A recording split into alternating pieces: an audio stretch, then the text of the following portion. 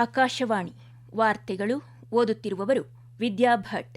ಮುಖ್ಯಾಂಶಗಳು: ಆಂಧ್ರ ಮತ್ತು ಕರ್ನಾಟಕಕ್ಕೆ ನಾಳೆ ಪ್ರಧಾನಿ ಭೇಟಿ, ಹಲವು ಯೋಜನೆಗಳ ಉದ್ಘಾಟನೆ ಮತ್ತು ಶಂಕುಸ್ಥಾಪನೆ. ತೇಲುವ ಸೌರ ದ್ಯುತಿ ವಿದ್ಯುತ್ ಯೋಜನೆ, ಪಿಎಂ ಸೂರ್ಯ ಸರೋವರ್ಗೆ ಕೇಂದ್ರ ಸಚಿವ ಸಂಪುಟ ಅನುಮೋದನೆ. ಎಥೆನಾಲ್ ಮಿಶ್ರಿತ ಪೆಟ್ರೋಲ್ ಯೋಜನೆ ಭಾರತದ ಆಹಾರ ಭದ್ರತೆಗೆ ಧಕ್ಕೆ ತರುವುದಿಲ್ಲ, ಕೇಂದ್ರ ಸರ್ಕಾರ ಸ್ಪಷ್ಟನೆ. ಹಾಗೂ ತೈಪೆ ಬ್ಯಾಡ್ಮಿಂಟನ್ ಸೆಮಿಫೈನಲ್ಸ್ ಪ್ರವೇಶಿಸಿದ ಭಾರತದ ಉನ್ನತಿ ಹೂಡಾ ಮತ್ತು ಸಾನ್ವಿ ಶರ್ಮಾ. ವಾರ್ತೆಗಳ ವಿವರ. ಪ್ರಧಾನಮಂತ್ರಿ ನರೇಂದ್ರ ಮೋದಿ ಅವರು ನಾಳೆ ಆಂಧ್ರಪ್ರದೇಶ ಮತ್ತು ಕರ್ನಾಟಕಕ್ಕೆ ಭೇಟಿ ನೀಡಲಿದ್ದು, ವಿವಿಧ ಅಭಿವೃದ್ಧಿ ಯೋಜನೆಗಳ ಉದ್ಘಾಟನೆ ಹಾಗೂ ಶಂಕುಸ್ಥಾಪನೆ ನೆರವೇರಿಸಲಿದ್ದಾರೆ. ಆಂಧ್ರಪ್ರದೇಶದ ಭೋಗಂಪುರಂನಲ್ಲಿ 5,600 ಕೋಟಿ ರೂಪಾಯಿ ವೆಚ್ಚದಲ್ಲಿ ನಿರ್ಮಿಸಲಾದ ಅಲ್ಲೂರು ಸೀತಾರಾಮರಾಜು ಅಂತಾರಾಷ್ಟ್ರೀಯ ವಿಮಾನ ನಿಲ್ದಾಣವನ್ನು ಪ್ರಧಾನಿ ಉದ್ಘಾಟಿಸಲಿದ್ದಾರೆ. ವಿಶಾಖಪಟ್ಟಣಂನಲ್ಲಿ 460 ಕೋಟಿ ಹೂಡಿಕೆಯ ರಾಜ್ಯದ ಮೊದಲ ಸೆಮಿ ಕಂಡಕ್ಟರ್ ತಯಾರಿಕಾ ಘಟಕಕ್ಕೆ ಶಂಕುಸ್ಥಾಪನೆ ನೆರವೇರಿಸಲಿರುವ ಅವರು ಕರ್ನೂಲ್ ಮತ್ತು ಅನಂತಪುರಂ ಭಾಗದ ಸೌರ ಹಾಗೂ ಪವನ ವಿದ್ಯುತ್ ಯೋಜನಾ ಪ್ರಸರಣ ಜಾಲಗಳು ಸೇರಿದಂತೆ ಹಲವಾರು ಯೋಜನೆಗಳ ಲೋಕಾರ್ಪಣೆ ಹಾಗೂ ಶಂಕುಸ್ಥಾಪನೆ ನೆರವೇರಿಸಲಿದ್ದಾರೆ. ನಂತರ ಮೈಸೂರಿಗೆ ಆಗಮಿಸಲಿರುವ ಪ್ರಧಾನಿಯವರು ಐತಿಹಾಸಿಕ ನಿರಂಜನ ಮಠದ ಆವರಣದಲ್ಲಿ ನೂತನವಾಗಿ ನಿರ್ಮಿಸಲಾದ ಸ್ವಾಮಿ ವಿವೇಕಾನಂದ ಸಾಂಸ್ಕೃತಿಕ ಯುವ ಕೇಂದ್ರ ವಿವೇಕ ಸ್ಮಾರಕವನ್ನು ಉದ್ಘಾಟಿಸಿ ಸಾರ್ವಜನಿಕರನ್ನು ಉದ್ದೇಶಿಸಿ ಭಾಷಣ ಮಾಡಲಿದ್ದಾರೆ.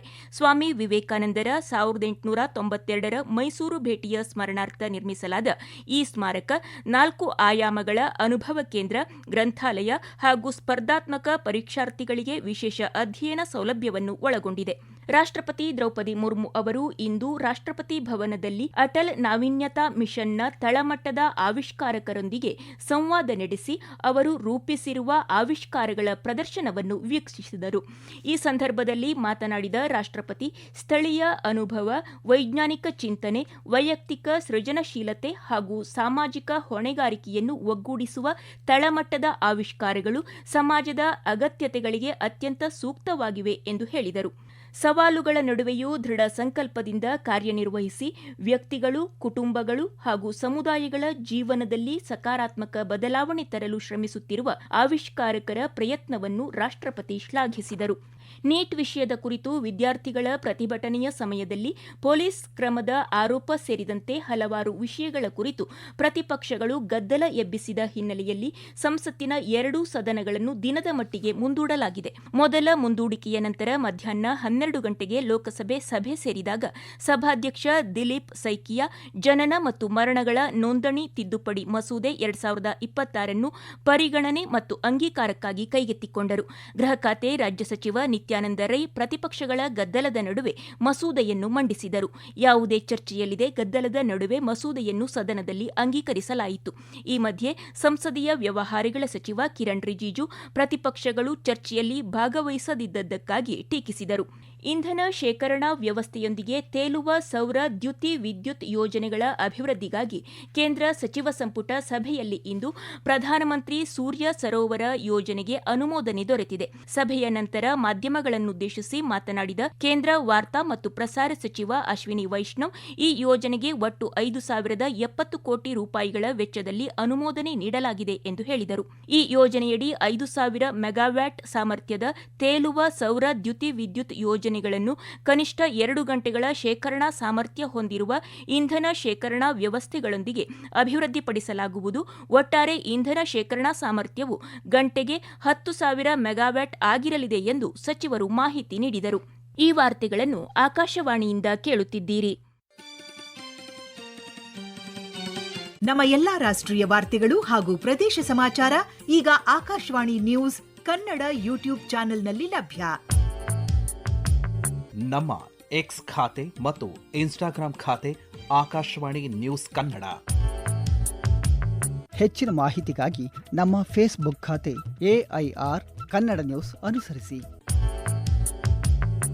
ಮಾಹಿತಿಯ ಹೂರಣ ವಾರದ ಕಾರ್ಯಕ್ರಮ ಪ್ರಚಲಿತ ವಿದ್ಯಮಾನ ಪ್ರತಿ ಬುಧವಾರ 9:15. ಎಥೆನಾಲ್ ಮಿಶ್ರಿತ ಪೆಟ್ರೋಲ್ ಯೋಜನೆಯು ಭಾರತದ ಆಹಾರ ಭದ್ರತೆಗೆ ಧಕ್ಕೆ ತರುವುದಿಲ್ಲ ಮತ್ತು ದೇಶದ ಇಂಧನ ಭದ್ರತೆಯನ್ನು ಬಲಪಡಿಸುವ ಹಾಗೂ ಆಮದು ಮಾಡಿಕೊಂಡ ಕಚ್ಚಾ ತೈಲದ ಮೇಲಿನ ಅವಲಂಬನೆಯನ್ನು ಕಡಿಮೆ ಮಾಡುವ ಮೂಲಕ ರೈತರಿಗೆ ಉತ್ತಮ ಆದಾಯವನ್ನು ನೀಡುವ ಗುರಿಯನ್ನು ಹೊಂದಿದೆ ಎಂದು ಕೇಂದ್ರ ಸರ್ಕಾರ ಸ್ಪಷ್ಟಪಡಿಸಿದೆ. ಎಥೆನಾಲ್ ಉತ್ಪಾದನೆಗೆ ಭಾರತೀಯ ಆಹಾರ ನಿಗಮದ ಅಕ್ಕಿಯ ಬಳಕೆಯ ಕುರಿತಾದ ಊಹಾಪೋಹಗಳ ಕುರಿತು ಪ್ರತಿಕ್ರಿಯಿಸಿದ ಪೆಟ್ರೋಲಿಯಂ ಮತ್ತು ನೈಸರ್ಗಿಕ ಅನಿಲ ಸಚಿವಾಲಯವು ಆಹಾರ ಭದ್ರತಾ ಬಾಧ್ಯತೆಗಳಿಗೆ ಹೆಚ್ಚಿನ ಆದ್ಯತೆ ನೀಡಲಾಗುತ್ತದೆ ಎಂದು ಹೇಳಿದೆ. ಕನಿಷ್ಠ ಬೆಂಬಲ ಬೆಲೆ ವ್ಯವಸ್ಥೆ ಅಡಿಯಲ್ಲಿ ಸಂಗ್ರಹಿಸಲಾದ ಪ್ರತಿಯೊಂದು ಧಾನ್ಯವನ್ನು ಮೊದಲು ಸಾರ್ವಜನಿಕ ವಿತರಣಾ ವ್ಯವಸ್ಥೆ, ರಾಷ್ಟ್ರೀಯ ಆಹಾರ ಭದ್ರತಾ ಕಾಯ್ದೆ, ಕಲ್ಯಾಣ ಯೋಜನೆಗಳು ಹಾಗೂ ಕಡ್ಡಾಯ ಕಾಯ್ದಿಟ್ಟ ದಾಸ್ತಾನುಗಳಿಗೆ ಹಂಚಲಾಗುತ್ತದೆ. ದೇಶದ ಆಹಾರ ಭದ್ರತಾ ಅವಶ್ಯಕತೆಗಳನ್ನು ಪೂರೈಸಿದ ನಂತರ ಆಹಾರ ಮತ್ತು ಸಾರ್ವಜನಿಕ ವಿತರಣಾ ಇಲಾಖೆಯಿಂದ ಪ್ರಮಾಣೀಕರಿಸಲ್ಪಟ್ಟ ಹೆಚ್ಚುವರಿ ದಾಸ್ತಾನನ್ನು ಮಾತ್ರ ಎಥೆನಾಲ್ ಉತ್ಪಾದನೆಗೆ ಅನುಮೋದಿಸಲಾಗುವುದು ಎಂದು ಸಚಿವಾಲಯ ತಿಳಿಸಿದೆ. ಪ್ರಧಾನಮಂತ್ರಿ ಜೀವನ್ ಯೋಜನೆ ಅಡಿಯಲ್ಲಿ ಕೃಷಿ ಅವಶೇಷಗಳಿಂದ 2ನೇ ತಲೆಮಾರಿನ ಎಥೆನಾಲ್ ಉತ್ಪಾದನೆಯನ್ನು ದೇಶವು ವಿಸ್ತರಿಸುತ್ತಿದೆ. ಇದು ಆಹಾರ ಧಾನ್ಯಗಳ ಮೇಲಿನ ಅವಲಂಬನೆ ಕಡಿಮೆ ಮಾಡುತ್ತದೆ ಎಂದು ಸಚಿವಾಲಯ ಸ್ಪಷ್ಟಪಡಿಸಿದೆ. ಸುಸ್ಥಿರ ಆರ್ಥಿಕ ಬೆಳವಣಿಗೆ ಹಾಗೂ ಉದ್ಯೋಗ ಸೃಷ್ಟಿಗೆ ಸರ್ಕಾರ, ಕೈಗಾರಿಕೆ, ಉದ್ಯೋಗದಾತರು, ಕಾರ್ಮಿಕರು ಮತ್ತು ಕಾರ್ಮಿಕ ಸಂಘಟನೆಗಳ ನಡುವಿನ ಸೌಹಾರ್ದಯುತ ಕೈಗಾರಿಕಾ ಸಂಬಂಧ ಹಾಗೂ ಸಮನ್ವಯ ಅತ್ಯಗತ್ಯ ಎಂದು ಕೇಂದ್ರ ಕಾರ್ಮಿಕ ಮತ್ತು ಉದ್ಯೋಗ ಸಚಿವ ಡಾ ಮನ್ಸುಖ್ ಮಾಂಡವೀಯ ಹೇಳಿದ್ದಾರೆ. ನವದೆಹಲಿಯಲ್ಲಿ ಫಿಕ್ಕಿ, ಅಖಿಲ ಭಾರತ ಉದ್ಯೋಗದಾತರ ಸಂಘಟನೆ ಹಾಗೂ ಅಂತಾರಾಷ್ಟ್ರೀಯ ಕಾರ್ಮಿಕ ಸಂಸ್ಥೆಯ ಸಹಯೋಗದಲ್ಲಿ ಆಯೋಜಿಸಿದ್ದ 4ನೇ ಜಾಗತಿಕ ಕೈಗಾರಿಕಾ ಸಂಬಂಧಗಳ ಶೃಂಗಸಭೆಯಲ್ಲಿ ಅವರು ಭಾಷಣ ಮಾಡಿದರು. ಕಾರ್ಮಿಕ ಹಕ್ಕುಗಳ ರಕ್ಷಣೆ, ಸಾಮಾಜಿಕ ಭದ್ರತೆಯನ್ನು ಬಲಪಡಿಸುವುದು ಹಾಗೂ ಗುಣಮಟ್ಟದ ಉದ್ಯೋಗ ಸೃಷ್ಟಿಗೆ ಅನುಕೂಲಕರ ವಾತಾವರಣ ನಿರ್ಮಿಸುವುದೇ ಸರ್ಕಾರದ ಕಾರ್ಮಿಕ ಸುಧಾರಣೆಗಳ ಉದ್ದೇಶವಾಗಿದೆ ಎಂದು ಅವರು ತಿಳಿಸಿದರು. ಬೃಹತ್ ಠೇವಣಿಗಳ ಮೇಲಿನ ಬಡ್ಡಿ ದರಗಳಿಗೆ ಸಂಬಂಧಿಸಿದಂತೆ ಭಾರತೀಯ ರಿಸರ್ವ್ ಬ್ಯಾಂಕ್ ಆರ್ಬಿಐ ಪರಿಷ್ಕೃತ ಮಾರ್ಗಸೂಚಿಗಳನ್ನು ಪ್ರಕಟಿಸಿದೆ.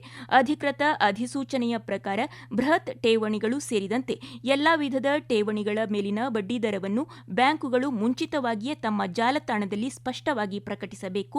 ಪ್ರಕಟಿಸಲಾದ ದರಗಳ ಪ್ರಕಾರವೇ ಬಡ್ಡಿಯನ್ನು ಪಾವತಿಸಬೇಕಾಗುತ್ತದೆ. ಪ್ರತಿ ವ್ಯವಹಾರ ದಿನ ಬೆಳಿಗ್ಗೆ 10 ಗಂಟೆಗೆ ಗರಿಷ್ಠ 10 ನಿಮಿಷಗಳ ಸಡಿಲಿಕೆ ಅವಧಿಯೊಂದಿಗೆ ಬೃಹತ್ ಠೇವಣಿಗಳ ಮೇಲಿನ ಬಡ್ಡಿದರವನ್ನು ಬ್ಯಾಂಕುಗಳು ತಮ್ಮ ಜಾಲತಾಣದಲ್ಲಿ ಪ್ರಕಟಿಸುವುದು ಕಡ್ಡಾಯವಾಗಿರುತ್ತದೆ.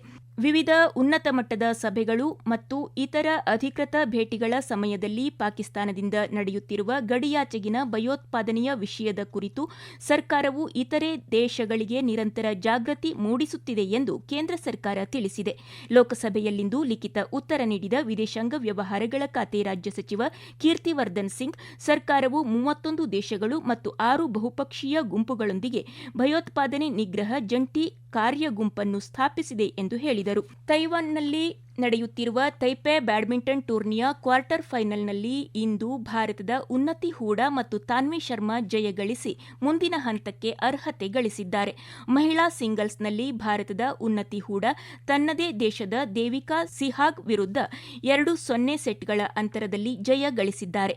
ಮತ್ತೊಂದು ಪಂದ್ಯದಲ್ಲಿ ಥೈಲ್ಯಾಂಡ್ನ ಸುಪಾನಿಡಾ ಕಾಟೆಥಾಂಗ್ ವಿರುದ್ಧ ತಾನ್ವಿ ಶರ್ಮಾ 2-1 ಸೆಟ್ ಅಂತರದಲ್ಲಿ ಜಯಗಳಿಸಿ ಸೆಮಿಫೈನಲ್ ಪ್ರವೇಶಿಸಿದ್ದಾರೆ. ಪುರುಷರ ಸಿಂಗಲ್ಸ್ನಲ್ಲಿ ಭಾರತದ ಕಿರಣ್ ಜಾರ್ಜ್ ಜಪಾನ್ನ ಯುದಾಯ್ ಒಕಿಮೊಟೊ ವಿರುದ್ಧ ಸೋಲನುಭವಿಸಿ ಪಂದ್ಯಾವಳಿಯಿಂದ ಹೊರನಡೆದಿದ್ದಾರೆ. 2026ರ ಕಾಮನ್ವೆಲ್ತ್ ಕ್ರೀಡಾಕೂಟದ ಪುರುಷರ 110 ಕೆಜಿ ಭಾರ ಎತ್ತುವ ಸ್ಪರ್ಧೆಯಲ್ಲಿ ಬೆಳ್ಳಿ ಪದಕ ಗೆದ್ದ ಲವ್ಪ್ರೀತ್ ಸಿಂಗ್ ಅವರಿಗೆ ಕೇಂದ್ರ ಗೃಹ ಸಚಿವ ಅಮಿತ್ ಶಾ ಅಭಿನಂದನೆ ಸಲ್ಲಿಸಿದ್ದಾರೆ. ಸಾಮಾಜಿಕ ಮಾಧ್ಯಮದಲ್ಲಿ ಸಚಿವರು ಲವ್ಪ್ರೀತ್ ಸಿಂಗ್ ಅವರ ಈ ಸಾಧನೆ ಮತ್ತು ಅದ್ಭುತ ಪ್ರದರ್ಶನವು ದೇಶದ ಗರಿಮೆಯನ್ನು ಮತ್ತಷ್ಟು ಎತ್ತರಕ್ಕೆ ಕೊಂಡೊಯ್ದಿದೆ ಎಂದು ಹೇಳಿದ್ದಾರೆ. ಮುಂದಿನ ದಿನಗಳಲ್ಲಿಯೂ ಇವರು ಇನ್ನಷ್ಟು ಯಶಸ್ಸು ಸಾಧಿಸಲಿ ಎಂದು ಸಚಿವ ಅಮಿತ್ ಶಾ ಶುಭ ಹಾರೈಸಿದ್ದಾರೆ. ಕೊನೆಯಲ್ಲಿ ಮತ್ತೊಮ್ಮೆ ಮುಖ್ಯಾಂಶಗಳು. ಆಂಧ್ರ ಮತ್ತು ಕರ್ನಾಟಕಕ್ಕೆ ನಾಳೆ ಪ್ರಧಾನಿ ಭೇಟಿ, ಹಲವು ಯೋಜನೆಗಳ ಉದ್ಘಾಟನೆ ಮತ್ತು ಶಂಕುಸ್ಥಾಪನೆ. ತೇಲುವ ಸೌರ ದ್ಯುತಿ ವಿದ್ಯುತ್ ಯೋಜನೆ, ಪಿಎಂ ಸೂರ್ಯ ಸರೋವರ್ಗೆ ಕೇಂದ್ರ ಸಚಿವ ಸಂಪುಟ ಅನುಮೋದನೆ. ಎಥೆನಾಲ್ ಮಿಶ್ರಿತ ಪೆಟ್ರೋಲ್ ಯೋಜನೆ ಭಾರತದ ಆಹಾರ ಭದ್ರತೆಗೆ ಧಕ್ಕೆ ತರುವುದಿಲ್ಲ, ಕೇಂದ್ರ ಸರ್ಕಾರ ಸ್ಪಷ್ಟನೆ. ಹಾಗೂ ತೈಪೆ ಬ್ಯಾಡ್ಮಿಂಟನ್ ಸೆಮಿಫೈನಲ್ಸ್ ಪ್ರವೇಶಿಸಿದ ಭಾರತದ ಉನ್ನತಿ ಹೂಡಾ ಮತ್ತು ತಾನ್ವಿ ಶರ್ಮಾ. ಇಲ್ಲಿಗೆ ವಾರ್ತಾ ಪ್ರಸಾರ ಮುಕ್ತಾಯವಾಯಿತು. ನಮ್ಮ ಮುಂದಿನ ವಾರ್ತಾ ಪ್ರಸಾರ ನಾಳೆ ಬೆಳಿಗ್ಗೆ 7:05 ನಿಮಿಷಕ್ಕೆ.